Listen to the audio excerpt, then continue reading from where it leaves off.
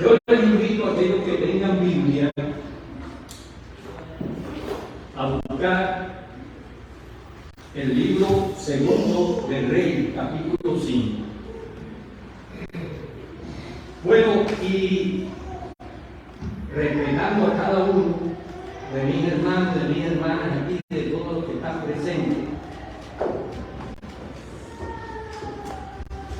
creo que para venir al culto cristiano lo mejor es que traigamos una Biblia de cuaderno. Es una bendición, una Biblia en forma digital y tenerla en nuestro teléfono, una bendición. Pero pienso que es una bendición para otro momento que no es este. No es una norma aquí, no es una exigencia, es solamente una sugerencia. Cuando tengo la Biblia digital, cuando tengo la Biblia en mi teléfono y la abro, puedo leerla, aquí mismo puedo leerla, puedo seguir la lectura, pero tengo el peligro que ese teléfono está encendido, está bien. Y después puedo ir a otro lugar y puedo registrar o recibir cualquier cosa y no es este lugar. Así que respeto las opiniones y los conceptos de cada uno, pero siempre tendré este punto de vista y lo enseñaré. Si alguien lo toma, amén, un día delante del Señor me va a decir, correcto. Un peligro de tu juvenil con un teléfono aquí encendido. Entonces, bien, vamos a leer ahora en el libro segundo de los Reyes, capítulo 5. Dice la palabra de Dios: Naamán, general del ejército del rey de Siria, era varón grande delante de su señor y lo tenía en alta estima, porque por medio de él había dado Jehová salvación a Siria. Era este hombre valeroso en extremo, pero leproso. Y de Siria habían salido bandas armadas y habían llevado cautiva de la tierra de Israel a una muchacha, la cual servía a la mujer de Naamán. Esta dijo a su señora: si rogase mi señor al profeta que está en Samaria, él lo sanaría de su lepra. Entrando Naamán a su señor, le relató diciendo: así ha dicho una muchacha que es de la tierra de Israel. Y le dijo el rey de Siria: anda, ve, y yo enviaré cartas al rey de Israel. Salió pues él llevando consigo 10 talentos de plata y 6,000 piezas de oro y 10 mudas de vestido. Tomó también cartas para el rey de Israel que decían así: cuando lleguen a ti estas cartas, sabe que por ellas que yo te envío a ti mi siervo Naamán, para que lo sanes de su lepra. Luego que el rey de Israel leyó la carta, rasgó su vestido y dijo: soy yo Dios que mate y dé vida, para que éste envíe a mí que sane a un hombre de su lepra. Considerad ahora y ver que busca ocasión contra mí. Cuando Eliseo, el varón de Dios, oyó que el rey de Israel había rasgado su vestido, envió a decir al rey: ¿por qué has rasgado tus vestidos? Venga ahora a mí y sabrá que hay profeta en Israel. Y vino Naamán con sus caballos y con sus carros y se paró a la puerta de la casa de Eliseo. Entonces Eliseo le envió un mensajero diciendo: ve y lávate 7 veces en el Jordán, y tu carne se te restaurará y será limpio. Y Naamán se fue enojado, diciendo: he aquí yo decía para mí, saldrá él luego y estando en pie invocará el nombre de Jehová su Dios, y alzará su mano y tocará el lugar y sanará la lepra. Habana y Farfar, ríos de Damasco, ¿no son mejores que todas las aguas de Israel? Si me lavara en ellos, ¿no seré también limpio? Y se volvió y se fue enojado. Mas sus criados se le acercaron y le hablaron diciendo: Padre mío, si el profeta te mandara alguna gran cosa, ¿no lo harías? ¿Cuánto más diciendo: lava y serás limpio? Él entonces descendió y se zambulló 7 veces en el Jordán, conforme a la palabra del varón de Dios, y su carne se volvió como la carne de un niño y quedó limpio. Y volvió al varón de Dios él y toda la compañía, y se puso delante de él y dijo: He aquí, ahora conozco que no hay Dios en toda la tierra, sino en Israel. Te ruego que recibas algún presente de tu siervo. Mas él le dijo, es decir, Eliseo: vive Jehová en cuya presencia estoy, que no lo aceptaré. Y le instaba para que aceptara alguna cosa, pero él no quiso. Entonces Naamán dijo: te ruego pues, de esta tierra no se dará a tu siervo la carga de un par de mulas, porque he aquí en adelante tu siervo no sacrificará holocausto ni ofrenda, ni ofrecerá sacrificio a otros dioses, sino a Jehová. En esto perdone Jehová a tu siervo, que cuando mi señor el rey entrara en el templo de Rimón para adorar en él, y se apoyare sobre mi brazo, si yo también me inclinare en el templo de Rimón, cuando haga tal, Jehová perdone en esto a tu siervo. Y él le dijo: ve en paz. Bien, esta es una historia conocida de muchos de nosotros, una historia que se remonta mucho más allá de los días del Evangelio y de los días del Señor Jesucristo. Pero es una historia que tiene mensaje para nosotros en este tiempo.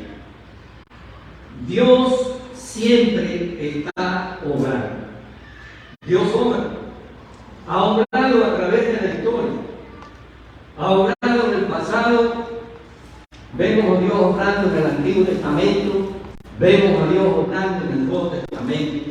Y Dios sigue obrando a través de la historia de la iglesia y hasta nuestros días.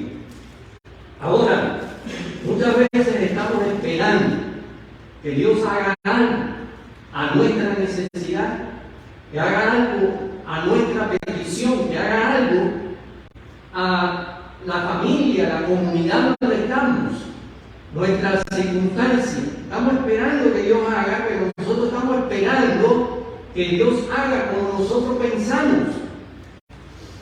No solamente estamos esperando que haga, sino a la manera que nosotros creemos que Dios debe hacer. Y ese es un gran error.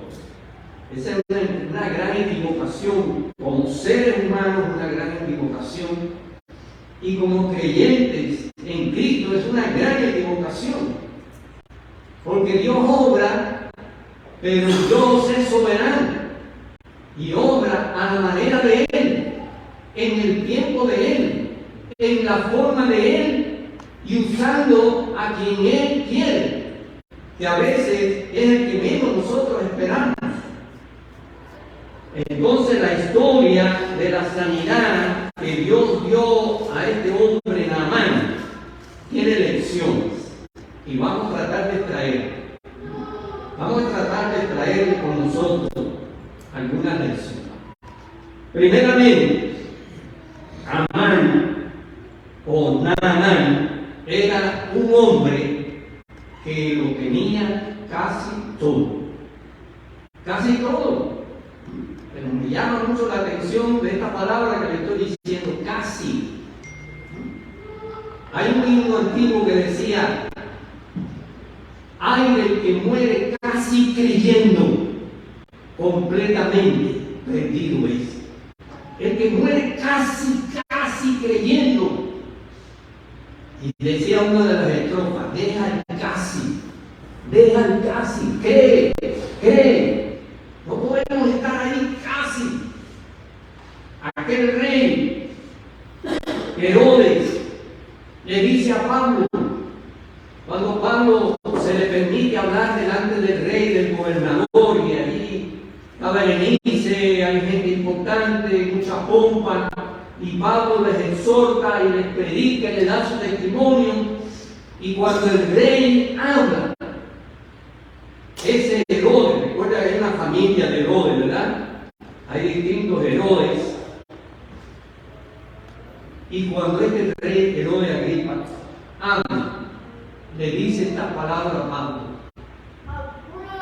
casi me persuades en ser cristiano. Pablo casi. Herodes sabía lo que Pablo le estaba diciendo, conocía todos esos hechos, no era algo nuevo para él. Dice: por poco me persuades a ser cristiano. Pablo le dijo: ojalá por poco o por mucho, tú y todos los que están aquí fueran como yo, excepto las cadenas. Ojalá fueran como yo. Entonces, este asunto del casi nos debe poner a pensar. ¿Cuál es la personalidad de este hombre? Las características de este hombre, Naamán.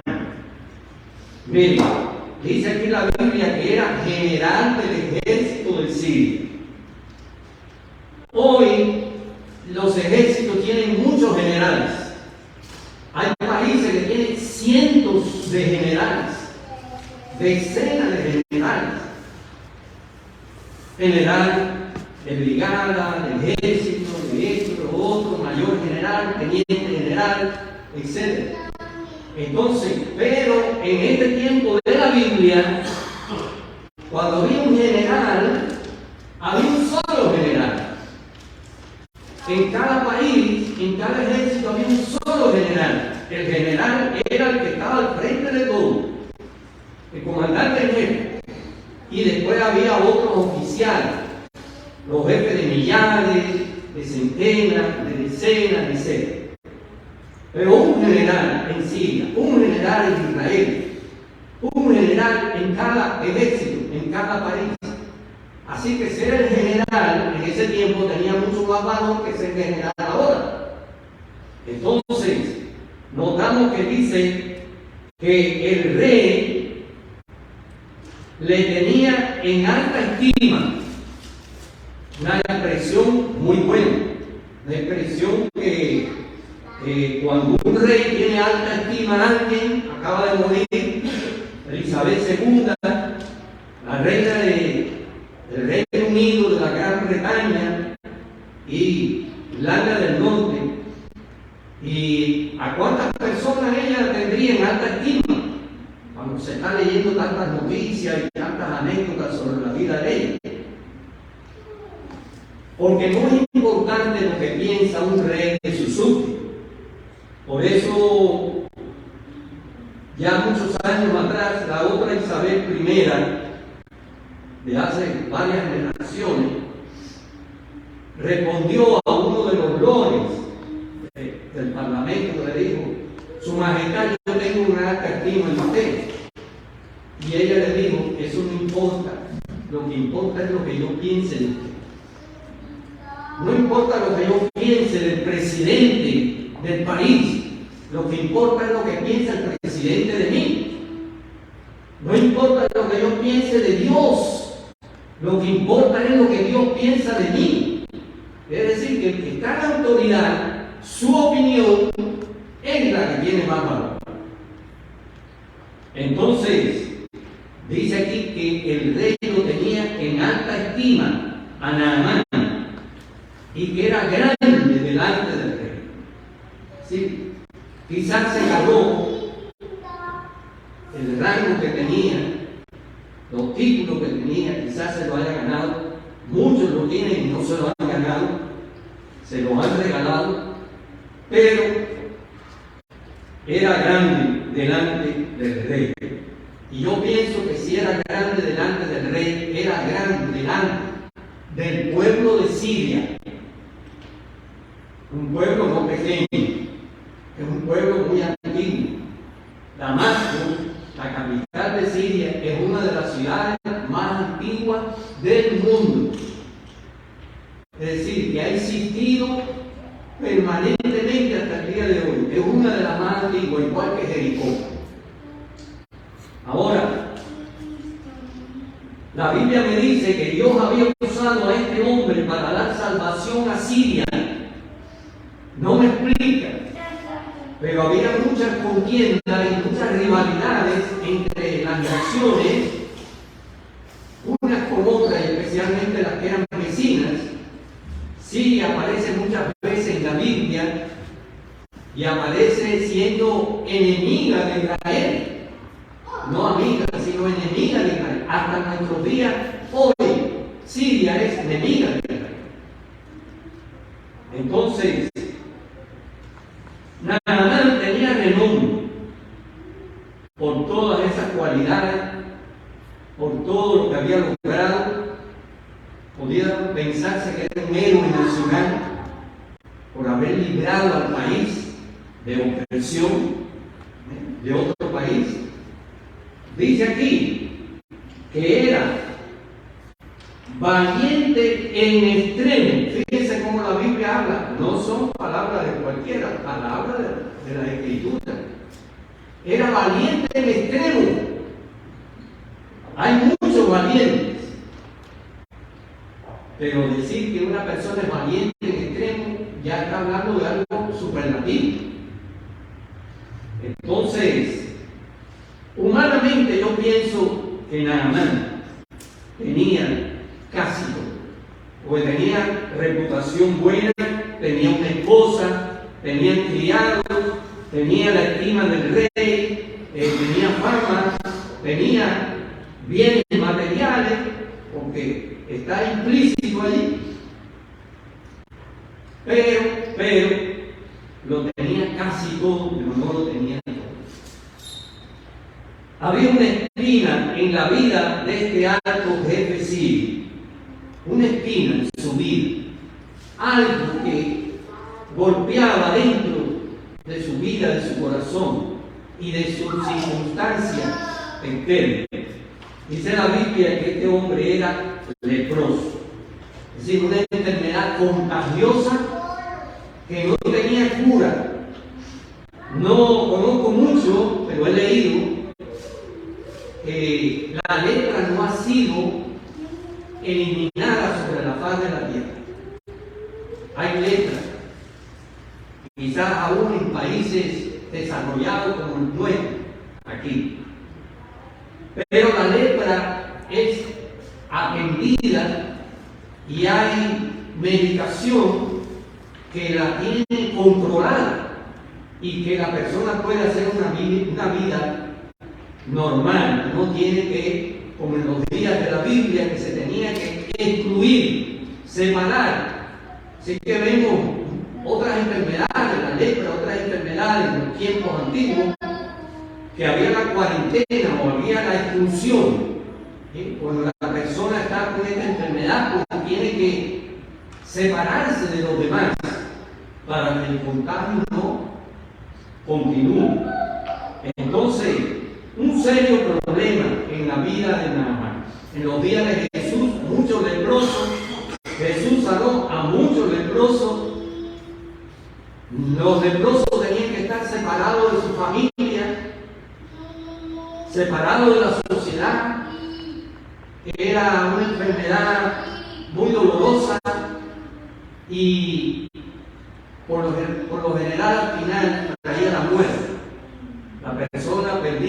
mostraba sensibilidad, podía perder pedazos de su cuerpo, de una oreja, de dedos, no se daba cuenta, no tenía dolor. Si ponía las manos sobre algo que estuviera muy caliente, no sentía el dolor. Entonces, y perdía así, se iba deformando la persona. Entonces, algo bien lamentable, bien difícil. El disfrute de la vida se reducía. Acuérdense que 10 leprosos encontraron una vez a Jesús. ¿Y por qué 10? Porque cada uno había sido declarado leproso por el sacerdote, que era el que tenía que observar la piel y hacer pruebas, y según la ley era el que determinaba. No era un médico, era el sacerdote. El sacerdote determinaba si era leproso, el sacerdote determinaba si estaba limpio. Entonces por eso se juntaban, estaban fuera. Yo no sé cómo convivía Naamán, pero sí sé que tenía limitación. La vida familiar estaba afectada. No podía estar, si tenía hijos, con ellos ahí continuamente, entrar y salir de la casa. La vida social también estaba restringida.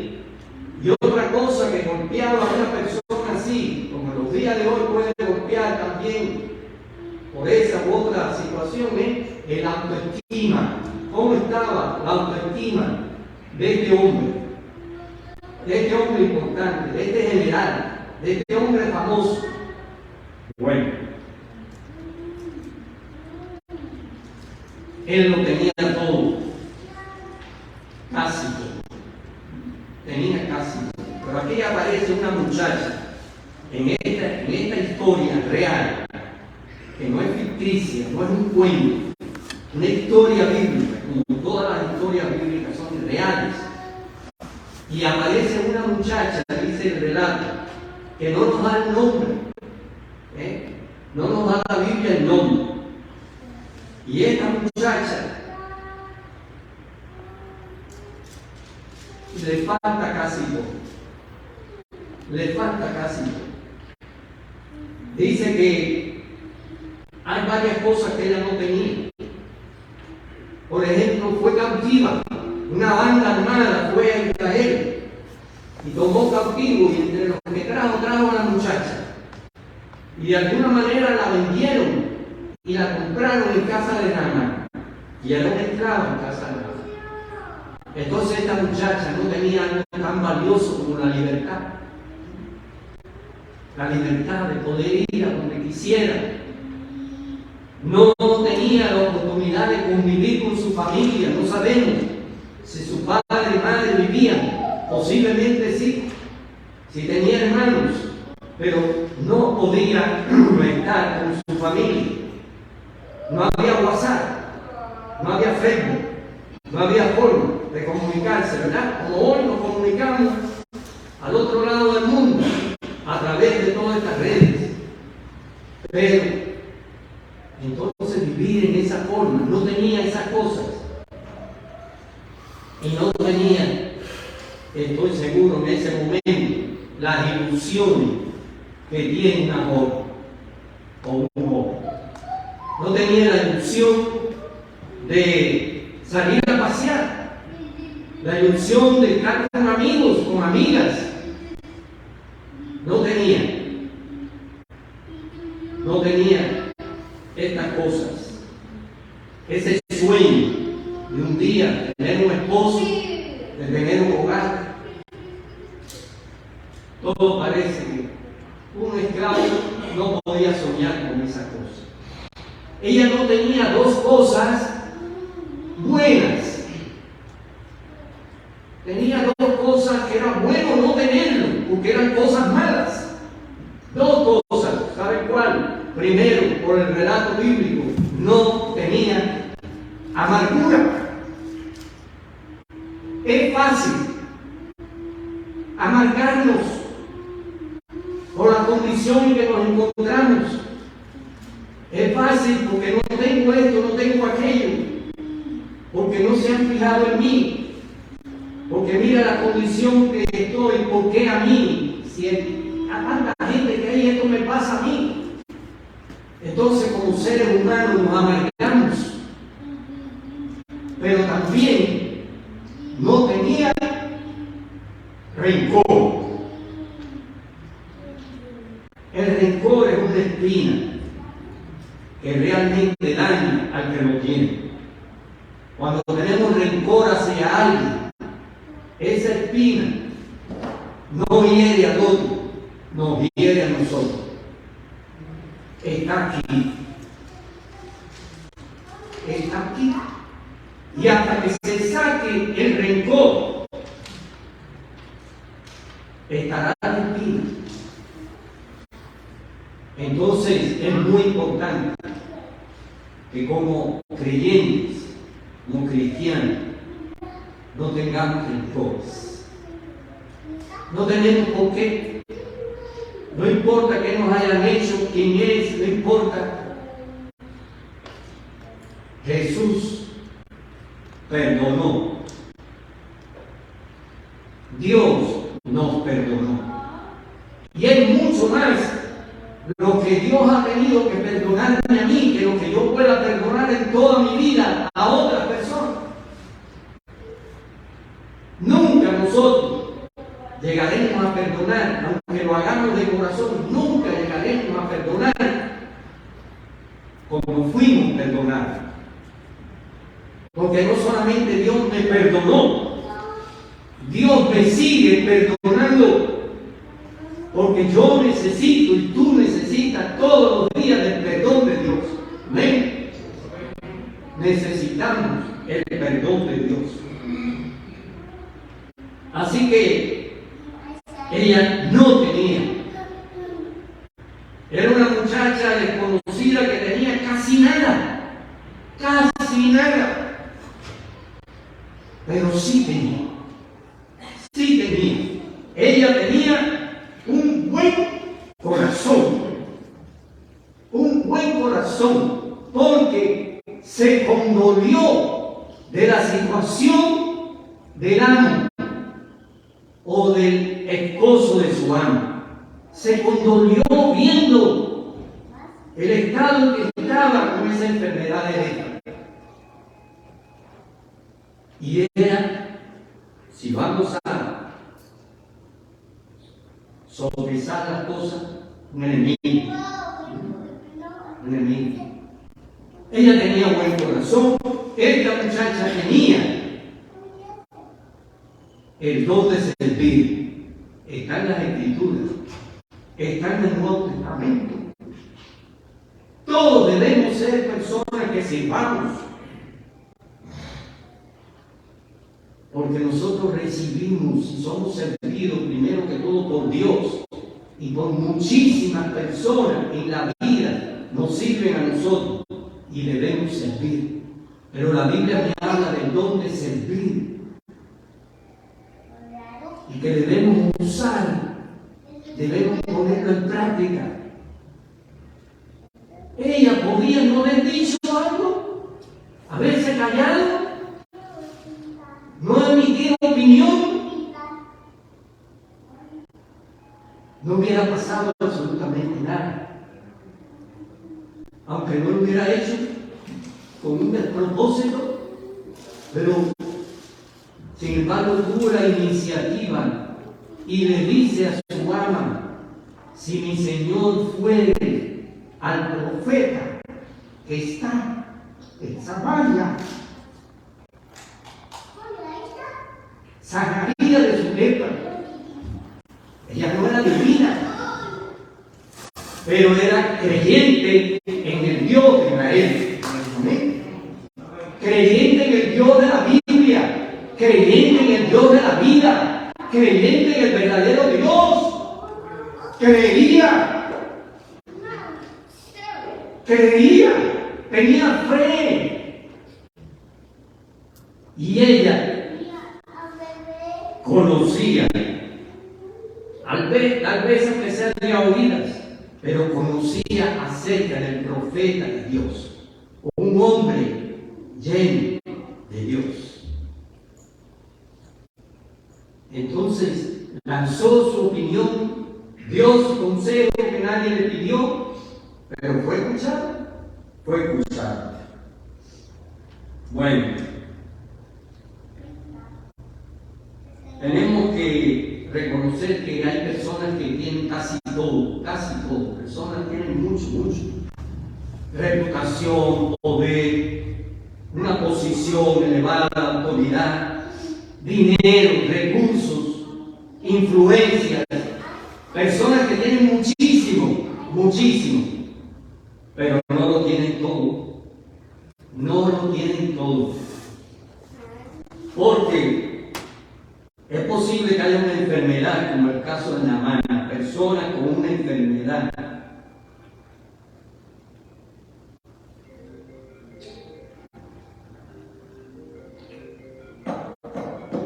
Personas con una pérdida, que han sufrido una pérdida y tienen el dolor allá adentro de esa pérdida, aunque tengan mucho en otros aspectos. Personas también que tienen un pasado oscuro, un pasado no bueno, y no lo pueden borrar, aunque tengan todo lo demás. Entonces, sin la intervención de Dios, hermano, sin la intervención de Dios no podemos alcanzar la plenitud del disfrute de la vida, no podemos alcanzar la satisfacción completa de lo que algunos buscan o llaman la felicidad. No podemos alcanzarla sin la intervención de Dios, aunque tengamos mucho. Tendremos casi todo, pero no tendremos todo. Ahora, cuando alguien tiene a Cristo, lo tiene todo. Cuando alguien tiene a Cristo, lo tiene todo. Porque mire, tenemos que observar que cuando tenemos a Cristo, tenemos el perdón de los pecados. Es lo número uno, la necesidad número uno de toda persona sobre la faz de la tierra, el perdón de sus pecados. Si tiene a Cristo, tiene el perdón. Si tiene a Cristo, tiene salvación. Porque hay una salvación. ¿Pero por qué hay una salvación? Porque hay una condenación. Muchas veces hablamos de salvación, pero dejamos, y algunos no entienden esto, ni siquiera la cosa así, en el aire, como decimos, indefinida.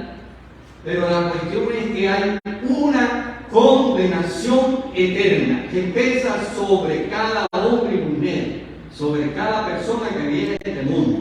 Está establecido los hombres que mueran una vez y después el juicio.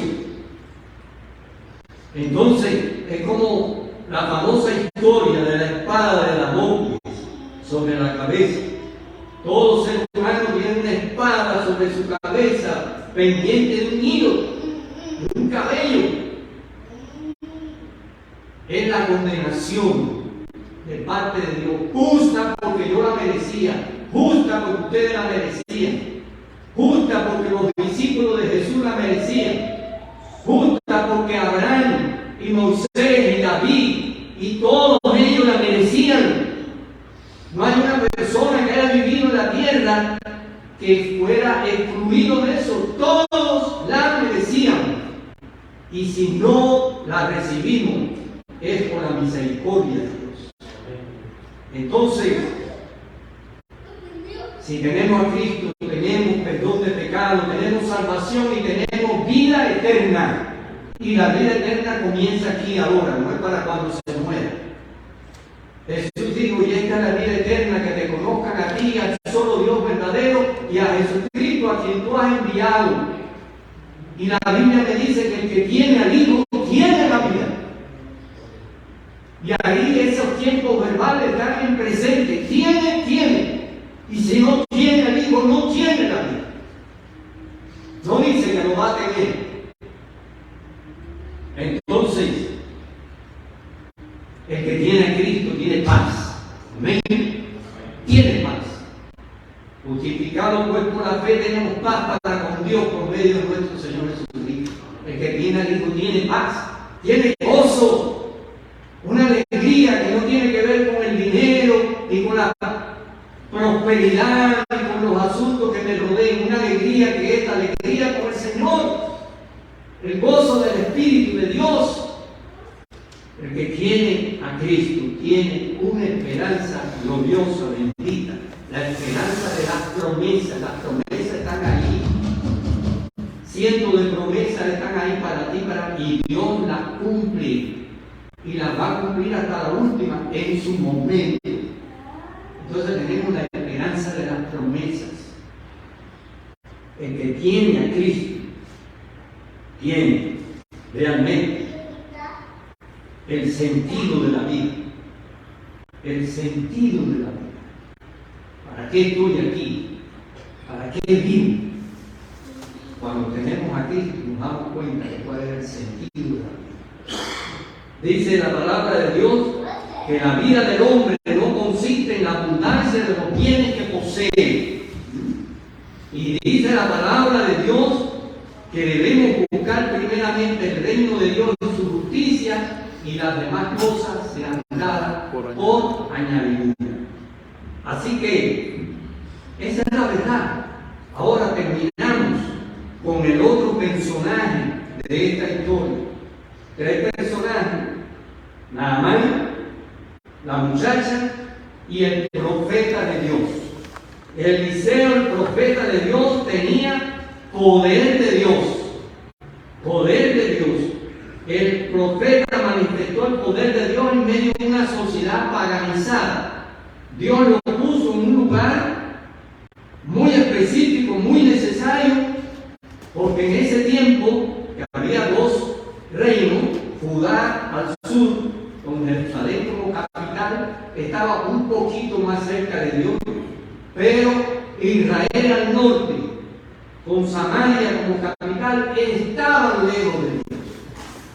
Y allí tuvo Dios a Elías, primeramente. Se lo llevó y dejó a Eliseo. Y lo llenó de poder.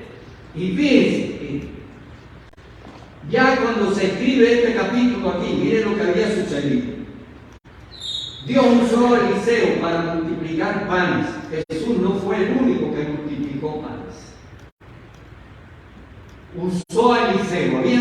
Había algo que la Biblia me dice que se llamaba escuela de profetas. Quiere decir que en este momento sería como un seminario.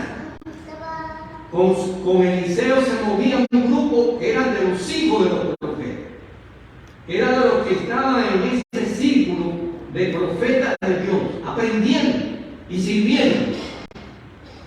Y en un momento dado le dice aquí mismo, este libro, antes de lo que leímos nosotros, que había 100 profetas, y llegó alguien que trajo 20 panes de cebada. No eran de trigo, era de cebada, no importa, la cebada es muy buena. La Biblia no me dice qué tamaño tenían los panes, pero normalmente no eran panes, como a veces los vemos aquí ahora, sino un pan pequeño, redondo, y había 100 hombres y 20 panes, y el criado le dijo: Señor, pero ¿qué vamos a hacer? Y Eliseo le dijo: dale los panes para que comas. Y todos comieron de los 20 panes. ¿Qué hizo Dios? Multiplicó los panes. Dios usó a Eliseo para multiplicar el aceite que había en una botella en casa de una viuda, donde él lo guió allí. Esta mujer era viuda de profeta, así que su esposo era vamos a decir, un predicador, una viuda de profeta, pero había quedado endeudada. No tenía dinero, tenía deuda, y había una situación económica difícil en el país. ¿Qué iba a hacer? Y Eliseo le preguntó: ¿qué tú tienes aquí en la casa? No, una botellita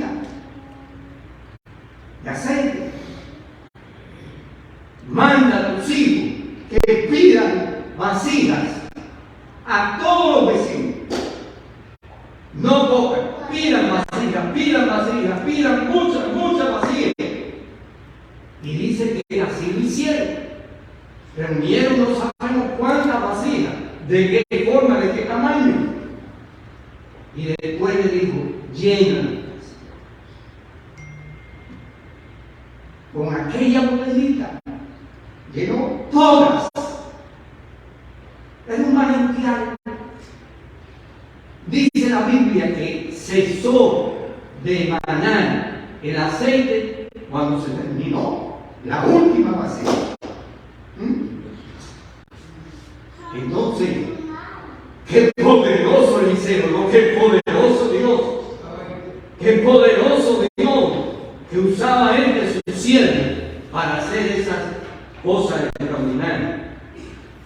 Y también usó a Eliseo había una olla de potaje, prepararon. Eliseo estaba con los hijos de los profetas y estaban en el campo, prepararon una olla grande de comida, de potaje, y este fue y trajo, y el otro trajo, y aquel trajo, y todo, pero uno buscó y encontró unas calabazas que eran venenosas y no lo sabía, y partieron aquello y lo echaron allí. Y cuando empezaron a comer el potaje, uno gritó, ¡hay muerte en la olla!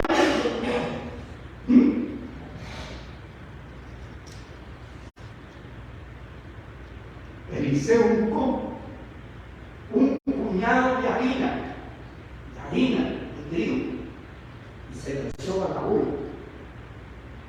Y dice que la muerte cesó, lo que quiere decir que se sanó aquel potaje. Todos comieron de él, no lo botaron.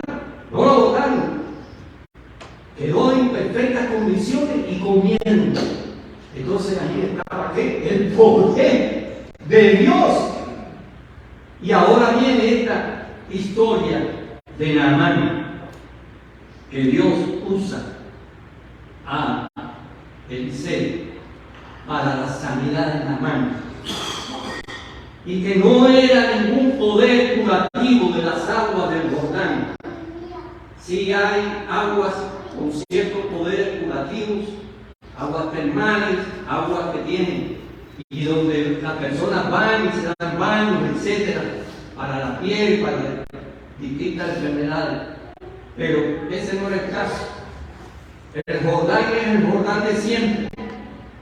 Yo no me metí en el Jordán, pero metí las manos, me mojé las manos, y vi personas bautizándose delante de mí. Entonces le digo a Naamán, vete y zambúllete 7 veces en el Jordán, y este hombre se iba enojado. Si allá hay mejores ríos que yo pensé que iba a hacer una oración que me iba a tocar. Yo pensé, cristiano, eso no es lo que tú piensas, cómo Dios tiene que hacer las cosas, que me tienen que hacer una llamada por teléfono, que tengo que recibir una carta, que me tiene que pasar. No, nada de eso. El problema lo resuelve Dios como Él quiere, no como tú piensas. Déjaselo a Él. Por poco se va para su país y no se sana de la lepra. Los criados le hablaron, lo hicieron entender, y entonces fue y se zambulló 7 veces. ¿Qué fue lo que lo sanó? Lo sana el poder de Dios, y lo sana usando al profeta, pero usando la fe, porque él fue esperando. Si se zambulle 6 veces, yo estoy seguro que no se sana, porque se zambulló 6 veces, tiene que ser 7, porque 7 es lo que te dijeron. Entonces Dios sanó a Naamán, y Dios cambió a Naamán, porque cuando él vino de regreso allí, quería darle, trajo vestidos nuevos, trajo oro, trajo plata, trajo cosas valiosas, quería darle, pero no, Eliseo no lo aceptó, porque este siervo de Dios era un hombre con integridad. Este siervo de Dios no tenía intereses personales. Y eso es lo que todos nosotros, y todos los siervos de Dios, y todos los predicadores, y todos los cristianos, debemos hacer las cosas. Claro, tú tienes tu trabajo, te tienen que pagar. Si tienes un negocio es para ganar. Eso es otra cosa. Pero lo que hacemos, lo hacemos por amor. Sobre todo si estamos ministrando las cosas de Dios. Si estamos predicando el Evangelio. Si estamos hablando de una vida. Si estamos evangelizando. Si estamos yendo a hospitales. Si estamos yendo a las cárceles. Lo estamos haciendo por amor a Dios y a la vida.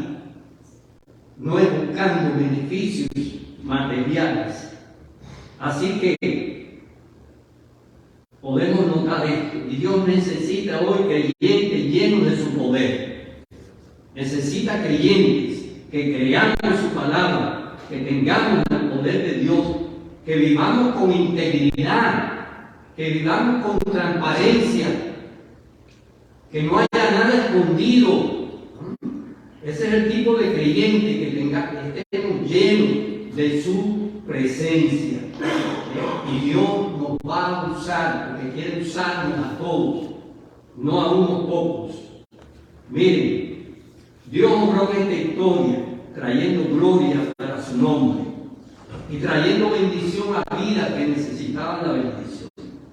Hubo un cambio en Naamán, porque él dijo: ya yo no voy a adorar a Dios Rimón, al ídolo este, ya yo no voy a estar adorando, yo voy a adorar y a creer en el Dios de Israel. Se cambió, medio parecido a lo de Zaqueo, que no andaba muy bien la vida de Zaqueo, que tenía un historial negativo, pero ahora recibe a Jesús y le dice: la mitad de mi bien me doy a los pobres. Jesús no se lo pidió, Jesús no se lo pidió, pero él toma la iniciativa: voy a dar la mitad de lo que tengo. Fíjense que eso parece fácil, ¿eh? Por favor, piense un momento. Si usted tiene 10 pares de zapatos en la casa, si usted va a dar la mitad, va a dar 5 y se va a quedar con 5. Si tiene 10 mudas de ropa, va a dar 5 y te queda 5. Si tienes $1,000 en la cuenta del banco, vas a dar 500 y te vas a dar 500. Oh, se dice fácil, pero no es tan fácil.